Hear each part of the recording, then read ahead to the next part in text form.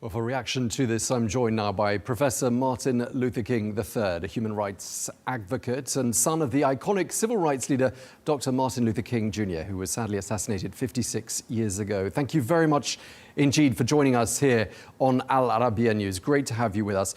Can I just start by asking for your reaction to these two attempts on Donald Trump's life in as many months? Well, I think, first of all, a climate has been created, and it's very tragic that in the process of a political election, that violence is attempting to be engaged in. And I think we all have to examine what is going on in our society that dictates this kind of tragic behavior.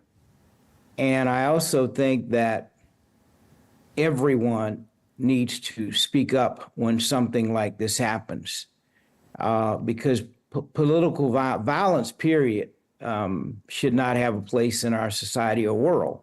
However, it does exist. I think it's helpful when we can tone down some rhetoric that contributes. You can't talk about civility and peace, and yet your rhetoric is about hostility and animosity and anger from any side. So, I won't speak specifically about the former president, other than to say that we're grateful that this alleged or attempted political violence, nothing has happened. And we're certainly on high alert as a society, but our society's got to do better because we are drifting into a pathway that is not sustainable. My dad used to talk about nonviolence and saying that we must learn nonviolence or we may face non-existence as a society. And this kind of thing, unfortunately, in terms of not understanding how to navigate in a civil way, it can be dangerous anywhere in the world. And it is happening tragically all over the world. But I think a lot of things, whatever happens in the United States, a lot of people focus on. And so if the United States is exhibiting a certain kind of behavior, then probably the world believes, okay, well, the United States is doing it, then it's all right for that to happen. And it really is not all right for uncivil behavior to occur. People get mad, so we understand that. That's okay, but you can tone down your rhetoric. You can tone down some of your activities, and we can learn how to disagree without being disagreeable. My mom and father showed us that throughout their lives, and many others in the political arena. My mom and dad were not politically elected, but they have those who've worked together in the Democratic and Republican Party over the years. That's how we've gotten anything done. Yeah, I was going to say, from an outsider's point of view, it really does feel like the US has become increasingly polarized politically and increasingly violent in turn. So it's not just an outsider's perception.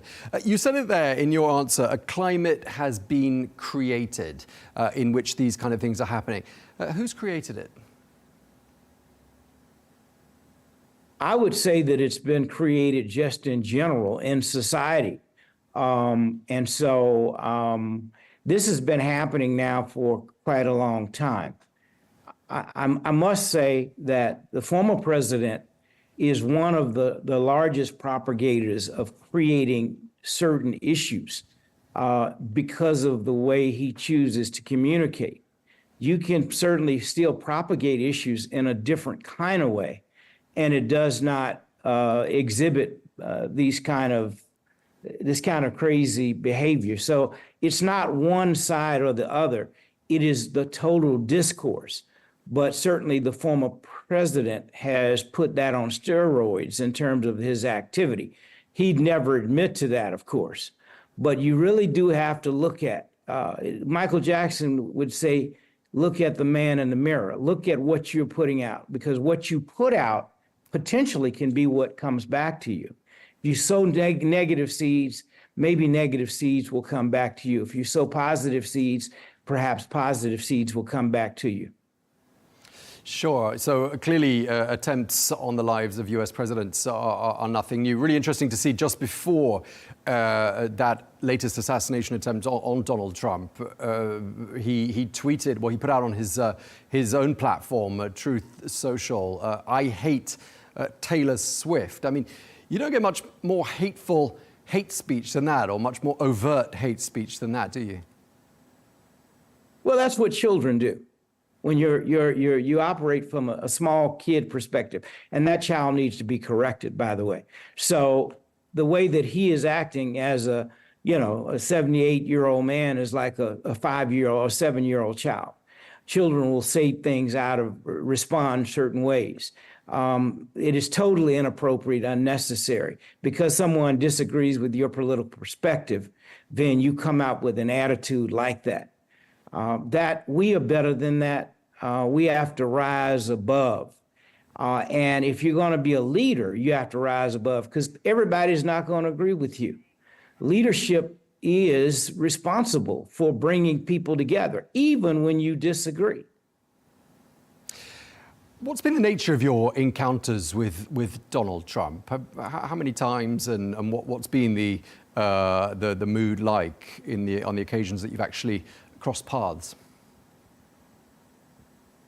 I've only met him over the years 2 or 3, maybe 3 or 4 times. And 2 of those times were before he ran for president, and one of those times was the day before he was inaugurated, which happened to be the King holiday back in 2016. Actually, it was 2017, January 2017.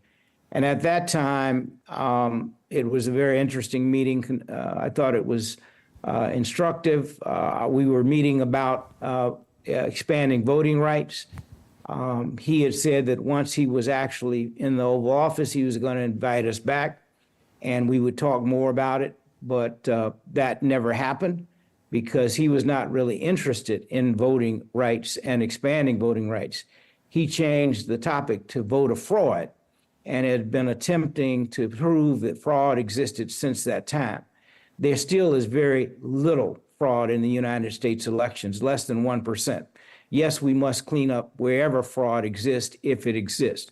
But there's not, we have created laws since that time that he was elected that make it much more difficult for people to vote, much more challenging for the precious right that we all should have.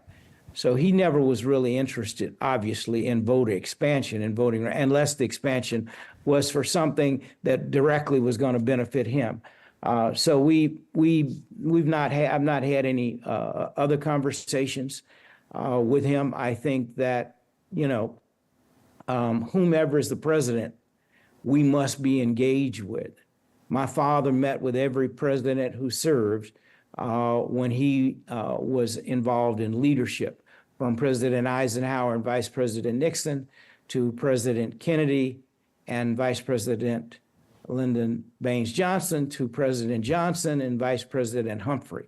Those were all the presidents and vice presidents during his tenure. One was Republican, that's Eisenhower and Nixon, and the other 2 presidents were Democratic. And he met with all of them. And I think, again, in leadership, you always have to meet with whomever is the head of state. You have to be willing to engage in the issues that you have concern about for the people of our nation. I mean, what happened on Sunday must have automatically brought back in your mind traumatic memories of what happened 56 years ago. What did go through your mind? Well, I think the first thing was understanding what is happening. So I didn't filter it that way because there was not an actual shooting that we could see.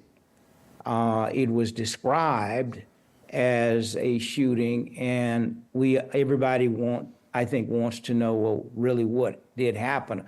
A gun was in place, a camera and other things were found, and a person was apprehended. Now, none of that did you know at first. When you first hear an assassination attempt, you wonder, what does this mean? That this has happened once before, and it looks like there's an attempt again. And what is it that is being done that creates this? And again, I think the tragedy from my perspective is that this climate is tolerated and accepted. That's why everybody has a responsibility to stand up and say, this is unacceptable ever. This is never acceptable, and it must never happen. I will say that in a climate where you have everybody can get and anybody can get guns and you have no regulations, it allows this to fester and grow. And we've got to do a better job of how weapons are dispersed and engaged. How anybody can get a gun. That's problematic, and many or some don't seem to realize that. It's fine for responsible gun owners to have guns. I think that these weapons are very specific type of weapons that have been talked about recently, which are assault weapons. Why does a person need an assault weapon, a weapon that can fire 100 bullets in so many seconds? That's kind of insane. And the definition of insanity is doing nothing or doing the same thing and expecting a different result. We have to change that by our behavior. We need to look at what kind of additional laws need to be put in place. Just carrying on, if you'll allow me, talking about your father and what happened more than half a century ago. You were a little boy of 10 when your father was assassinated. What do you actually remember about that day? Well, I remember actually watching the evening news at 7 p.m. On April 4th of 1968, 56 years ago. And I remember it being announced at about 7:05 p.m. that Dr. Martin Luther King has just been shot. Obviously, your heart sinks and you are frantic. I remember the four of us, we were all in the front room in our den, meaning my siblings and I, and we ran back to Mom and Dad's room, and Mom was preparing to go to Memphis to be with our dad. I remember all of that as if it was yesterday. The commotion, the many people who just started coming to our home. And I remember that whole period, which was obviously a very dark and difficult period for us. I remember a few days after Dad was killed, my mother went to Memphis to lead a march that he was to have led. And she took the three older ones of us, my older sister Yolanda, and my younger brother Dexter, and I. Bernice, my younger sister, stayed in Atlanta. And we came back, that was on April 8th. He was killed April 4th. April 9th, he was eulogized and his funeral took place. But my mother continued in that tradition and led that march. And no one had been captured for his murder. And so I remember almost each one of those days what happened, not every moment of the day. I was hoping that it was just a bad dream. But every day when I would awaken, that bad dream became tragic reality. It's been just over 60 years since that iconic speech, "I Have a Dream." What do you think your father would make of the state of race relations in the United States in the 21st century? Well, he'd be very disappointed, but not deterred, because he understood that, every victory that existed. I mean, the goal is to create a nation and world where freedom and justice and equality becomes real for all humankind. We've not reached that mark yet. We've achieved a number of things, certainly from an individual perspective. But when we look at a collective perspective in terms of disparities and poverty in America, when we look at the triple evils that he defined as the evil of poverty, the evil of racism, and the evil of violence and militarism, when you look at those triple evils, unfortunately, it feels as if we've not made the kind of progress that we should have. And we have to figure out how do we create that climate so that the quality of people's lives can be risen. How do we create a society where racism is abolished and gone? How do we create a society where poverty is reduced? In the wealthiest country on the planet, the United States of America, it is unconscionable that we have thousands and millions of people living in poverty. Some would say over 100 million people who are living at or below the poverty level.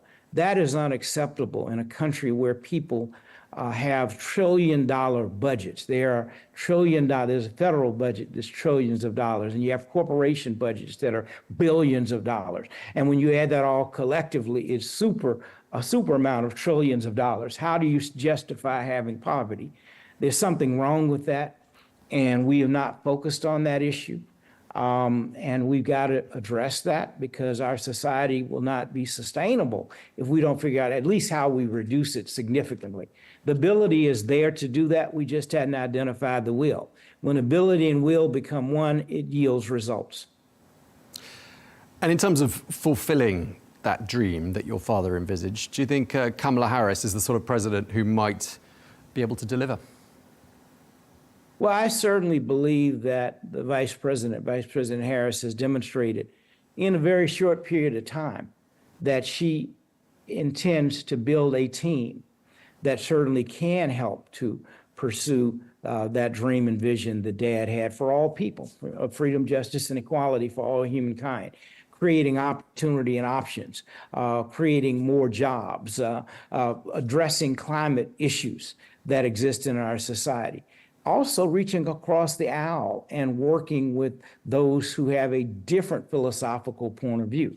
That's what we need in leadership, someone who brings us together, not someone who creates barriers and builds walls, but someone who builds bridges. So I certainly believe the Vice President is demonstrated throughout her career, from being a district attorney at a local level to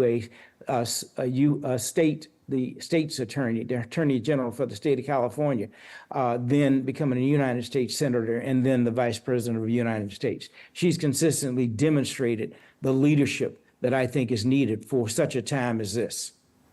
But don't you think your father would be heartened by the fact that the United States has already had one black president who served 2 terms, and we might be just a month and a half or so away from a second black president being elected, and a woman at that? What do you think he'd make of that? Do you think he'd be surprised, or would he consider that, do you think, just the natural extension of his life's work? No, I don't think he would be surprised at all. I think the only thing that probably would be a surprise was that it has taken this long to elect a woman. He'd be very pleased that it happens to be a black and an Asian woman. But the fact that we as a nation have purported to be all of these things, and 2024, we're just now getting to the fact where there's a good possibility, a decent possibility that we will elect a woman. So that would probably be surprising because he would have thought that had already happened, I believe. But I also think Dad was an optimist. And so his objective always was to create the kind of climate, as I say, where we could disagree if we had to, without being disagreeable, without diminishing someone's character, without denigrating someone. It was really about how do we lift people up? How do we bring all boats, create that climate where all boats can can rise? And that's what he and my mom did throughout their lives. That's the leadership that they provided. So again, Dad would be extraordinarily proud of what the United States is poised to do. And he'd be very concerned, however, that regardless of the outcome of this election, still 50% of the country is going to initially be unhappy. So it really is about building these bridges and bringing people in who felt left out. And that's part of the challenge. That's probably the biggest challenge. How do you bring disparate positions together and move forward in a way? Somebody's always going to be unhappy. So you can't create utopia, but you can create an opportunity for people to be heard, respected, treated like human beings, treated with dignity. That's what my father and mother were about.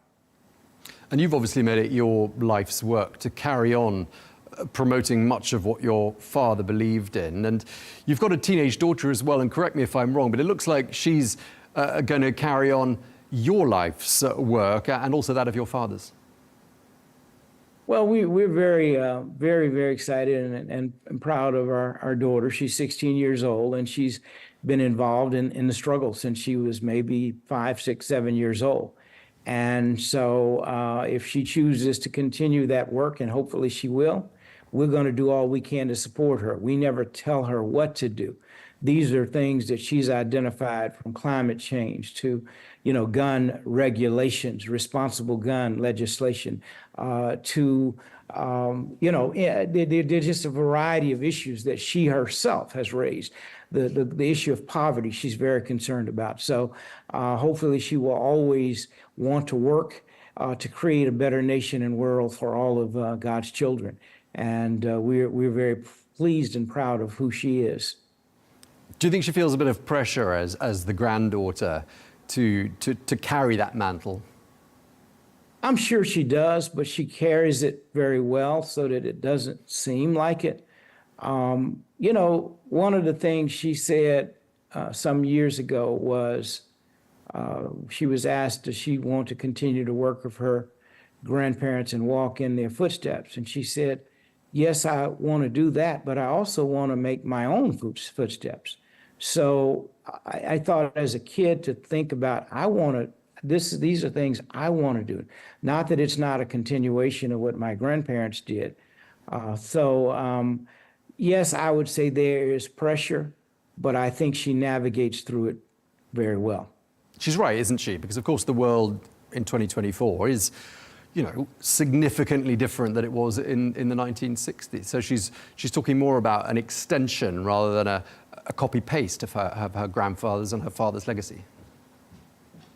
Well, that's correct. She has so many ideas. She's extraordinarily creative, and she's collaborative. And that's a good trait to always have when you inherently want to work with others. Leadership does demand that you make sometimes difficult decisions. But if you're able to make those decisions in conjunction with others and help others to come around to certain positions, I think that's a good thing. Now, this might not be true, so correct me if I'm wrong if it isn't, but when you were born, your mother was reportedly concerned that it would be a burden for you to carry the name that you've carried, and you've had more than 60 years now to reflect on this as a thinking human being. Has this been a burden for you? So, I never looked at it as a burden from a young age. I think my mother liberated me. And what I mean by that is she said, Martin, you don't have to go to Morehouse College. You don't have to become a minister. You don't have to become a civil and human rights activist. Just be your best self, and we will support you. I ended up going to Morehouse College. I have been involved in civil and human rights. So some of the things that she said, I don't have to do unless you want to. I chose those paths, but I'm thankful that she gave me that freedom, because had she been putting the burden on me, saying, oh, you got to do this, you got to do that, you got to be this, that would have been a very miserable set of circumstances. But to allow a child, a young person, to become themselves, and that's the kind of environment we are working to create for our daughter. But you were right, my mom was concerned in 1957. Dad was leading the Montgomery bus boycott, or in 1955, actually. He had led that bus boycott for 381 days. So Mom saw how he emerged as a leader and was known around the community and began to be known around the nation. And she didn't want me to have to carry that burden. But of course, they did choose to name me after Dad, and you know, I think she prepared me as best I can. So I always tried to look at it as a blessing and not a burden. I think it's your frame of perspective and reference, because if you think about what is a burden, that's the way you act. But if you think about the many blessings that are derived from using your platform in a positive way, that's wonderful. Okay, we're going to have to leave it there. It's been a real pleasure talking to you. Thank you so much. Martin Luther King III, human rights advocate and son of the iconic civil rights leader, Dr. Martin Luther King Jr. Thank you very much indeed for speaking to Al Arabiya News.